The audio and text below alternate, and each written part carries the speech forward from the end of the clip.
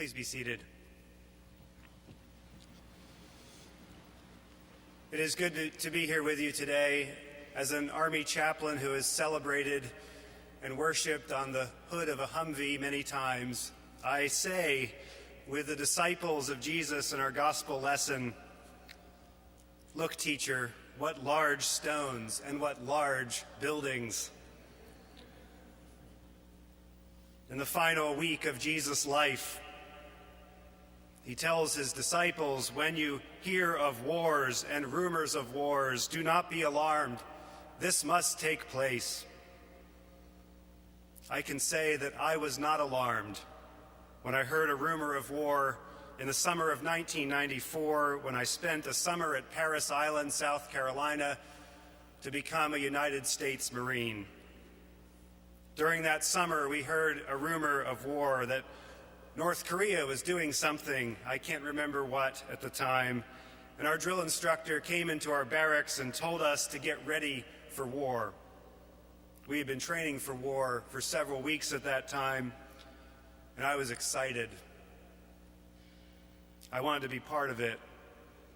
I didn't want to hurt anyone, but I wanted to see if I had what it takes. We had already given up our freedoms to be in the Marines.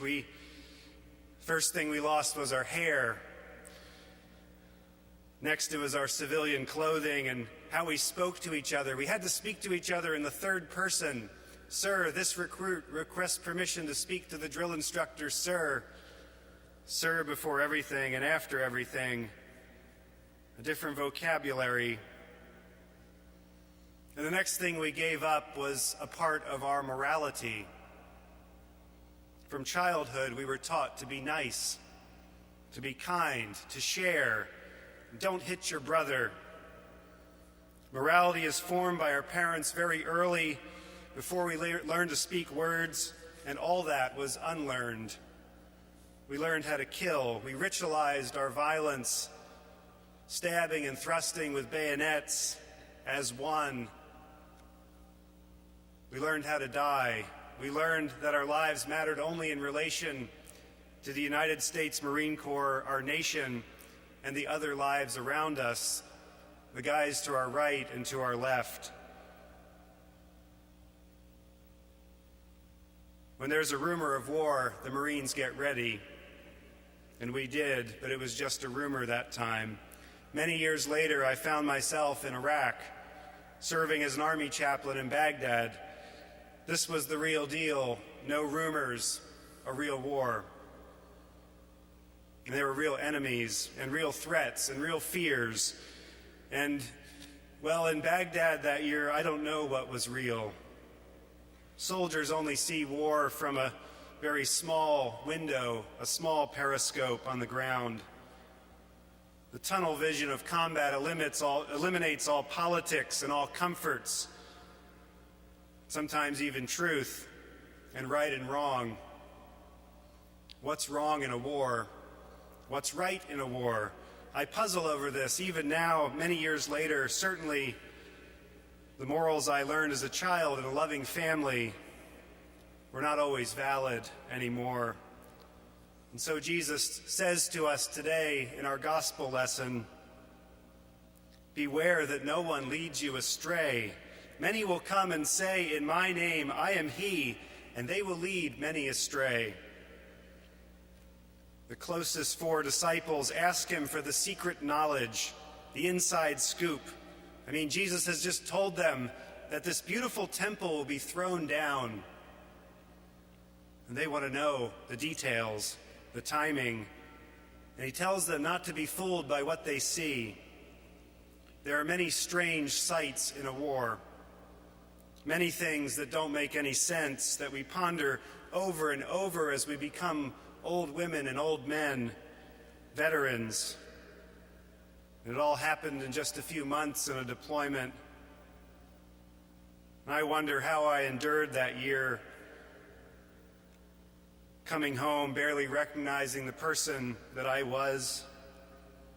I ponder these things from time to time in the evil hours of the night when the sun goes down.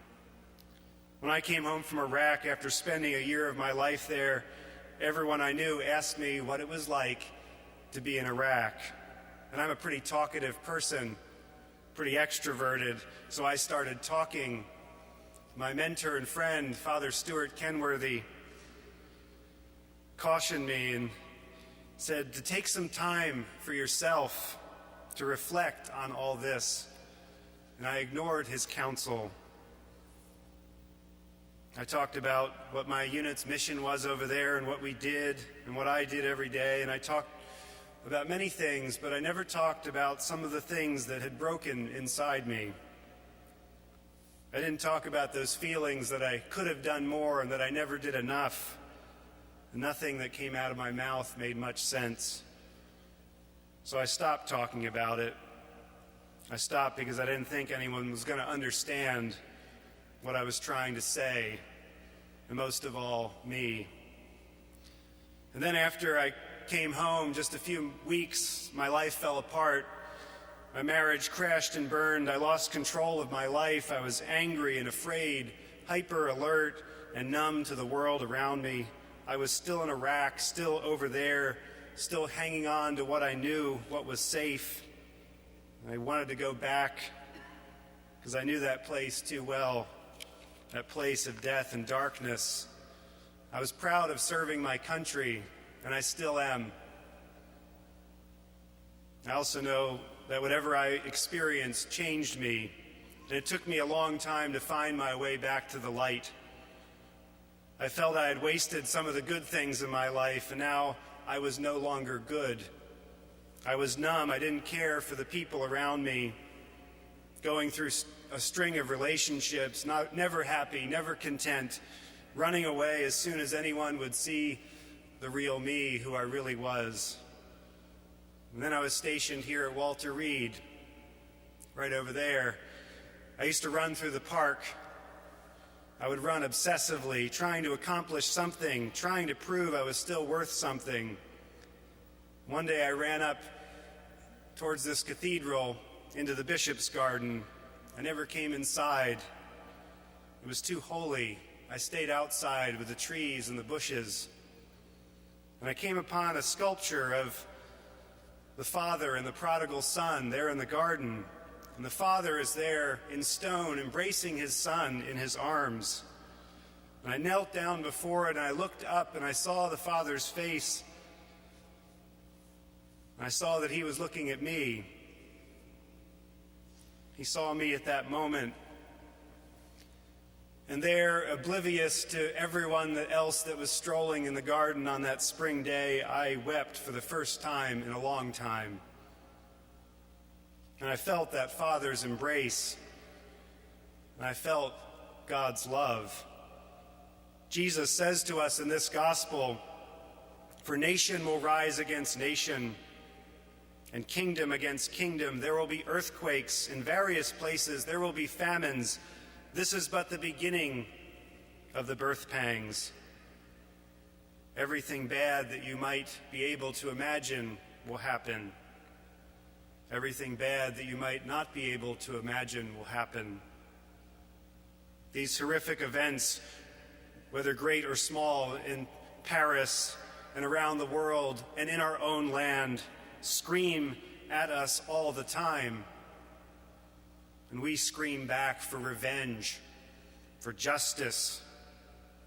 We don't always know what we're screaming for. And sadly and tragically, revenge will often happen, and there will be justice.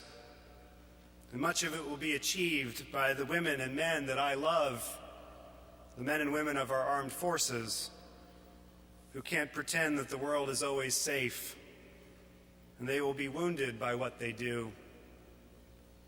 The War Memorial Chapel is a testament to this. When I came here on pilgrimage with Father Randy Haycock with the wounded warriors of Walter Reed, I saw that sculpture of Jesus above the altar. The altar is surrounded by reminders of the wars our nation has participated in, and I had participated in one of these wars, and one of these wars had participated in me. And I could feel on that night as I came and sat in that chapel and we talked about the young men and women that we saw die there, I looked up and saw the Jesus sculpture there. He didn't have any arms or legs, much like many of the women and men that I had spent my days and nights with at Walter Reed. Could what I have been through, could what we all had been through mean something? Could Jesus understand what no one else seemed to understand? Jesus says to his confused disciples in our lesson, this is just the beginning of birth pangs. He takes their worry and their anxiety and he holds it in his arms and promises a new life that is coming into the world through all this pain. And that's really hard to say on a day like this. I tremble as I say it before you now, but Jesus said it, and he has the credibility to say it because we look at him hanging on that cross. We look at him without any arms or legs. The writer of Hebrews in our second lesson tells us that the path into the sanctuary of God is open for us through the curtain, that is, through Jesus' flesh. When Jesus opened the curtain of his flesh, it was done with a Roman spear in his side. That spear pierced him. It was a ritual move that the soldier had learned during his first few weeks of training. When Jesus comes back from the dead, the first thing he does is show his disciples his wounds. The 5 wounds he has are symbolized in the cross, the Jerusalem cross that is all over this cathedral and on the front of your bulletin today. Through his wounds, he gives birth to a kingdom of love and peace. And you and I pass through that curtain of his wounds and find that our wounds have meaning in this kingdom. And I found out about that right here in this cathedral. And you and I, veterans and citizens of this nation who have borne these long years of war, can have hope today. Because we know that birth doesn't happen in an instant. There are pangs and spasms and great pain. And we can't always trust what we see, but we trust Jesus that died and rose again for us. We have this hope in him, the one who is known to us in the breaking of the bread, in the breaking of his body, and through his 5 wounds. Amen.